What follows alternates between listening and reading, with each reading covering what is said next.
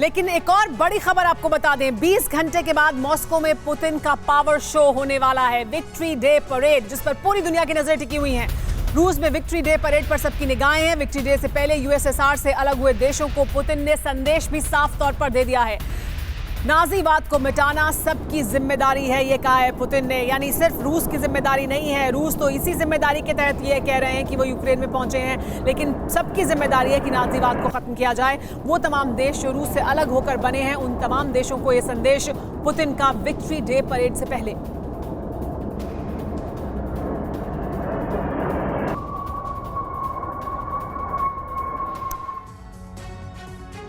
लेकिन एक तरफ जहां विक्ट्री डे परेड की तैयारियां चल रही हैं, वहीं एक और बड़ी खबर, विक्ट्री डे परेड से पहले नाटो और यूक्रेन की रूस को बहुत बड़ी धमकी सामने आई है। रूस ने कहा है फिनलैंड स्वीडन नाटो में गए तो युद्ध होगा, पूरा क्षेत्र जंग के मैदान में बदल जाएगा। साफ तौर पर जो लगातार कहते रहे हैं पुतिन, अमेरिका और यूरोप के एक्सपर्ट्स ने भयानक युद्ध की आशंका जाहिर की है। अगर नाटो में गए देश तो फिर युद्ध होगा, दूसरे विश्व युद्ध से भी ज्यादा भीषण जंग की आशंका ये तमाम जो एक्सपर्ट हैं, यूरोप में एक्सपर्ट्स जो हैं, वो जाहिर कर रहे हैं। लेकिन देखिए, ये बड़ा सवाल है कि किस तरह से अलग अलग जो देश हैं, वो तमाम देश जो यूरोप के देश हैं, जिनकी सीमाएं लगती हैं रूस के साथ, उन देशों में खास तौर पर जो दहशत है वो अपने चरम पर है। क्योंकि रूस बार बार ये कह रहा है, साफ कर चुका है, यूक्रेन के साथ भी युद्ध इसी बात को लेकर हो रहा है। यूक्रेन के साथ युद्ध की सबसे बड़ी और प्रमुख वजह यही रही है कि उसे नाटो में शामिल नहीं होना है। यही धमकी फिनलैंड और स्वीडन को भी लगातार दे रहे हैं पुतिन। और अब नाटो के देश, यूरोप के एक्सपर्ट्स इस बात की आशंका जाहिर कर रहे हैं कि अगर इस धमकी को आगे लेकर जाते हैं पुतिन, तो बड़ा भीषण युद्ध होगा, दूसरे विश्व युद्ध से भी ज्यादा भीषण। तो यही देखिए बड़ी धमकी है। और विक्ट्री डे परेड से एक बार पहले फिर इस आशंका को एक बार जाहिर किया जा रहा है कि रूस किसी भी हद तक जा सकता है, पुतिन किसी भी हद तक जा सकते हैं अपनी इस धमकी को जमीन पर उतारने के लिए।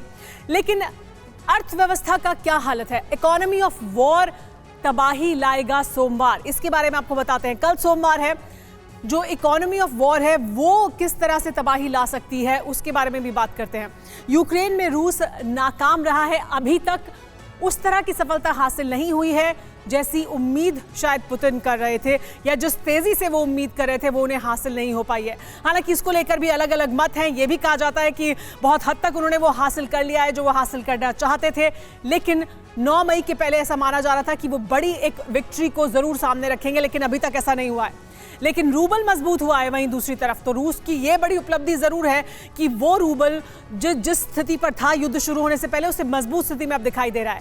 साथ ही एक और बड़ी खबर जिस पर हम चर्चा करेंगे वो ये, इस पूरे 1 घंटे के दौरान हम इन मुद्दों पर चर्चा करेंगे, वो ये कि चीन डरा हुआ है। चीन क्यों डरा हुआ है?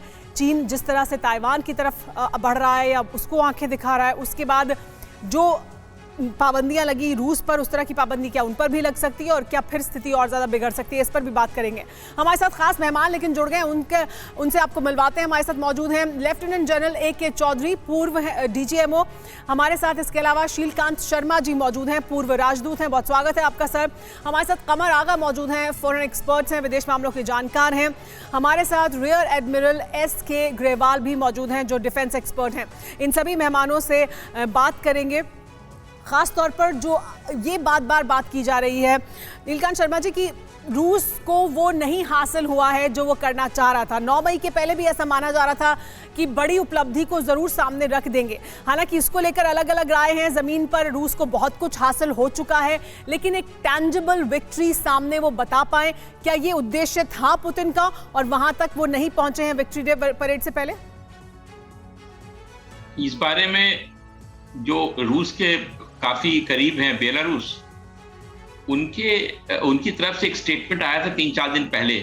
वो यही कहते हुए कि रूस को जिस तरह की सक्सेस की अपेक्षा थी वो उन्हें मिली नहीं है, और जो यूक्रेन की लड़ाई जो है रूस की अपेक्षा के से ज्यादा दिन चल गई। तो ये बात, और रूस के अंदर जो रूस के ओलिगार्क हैं उन लोगों ने भी इस बात को ताकीद की है कि लड़ाई जो है जैसा उन्होंने सोचा था वैसा नहीं हुआ, बल्कि जैसे कि होता है हर लड़ाई में कि अनइंटेंडेड कॉन्सिक्वेंसेस होते हैं, और लड़ाई बढ़ गई आगे जी, और उनको कुछ पैसा हासिल नहीं हुआ। फिक्र आपकी, सोमवार से शुक्रवार रात 9 बजे सिर्फ TV9 भारतवर्ष पर।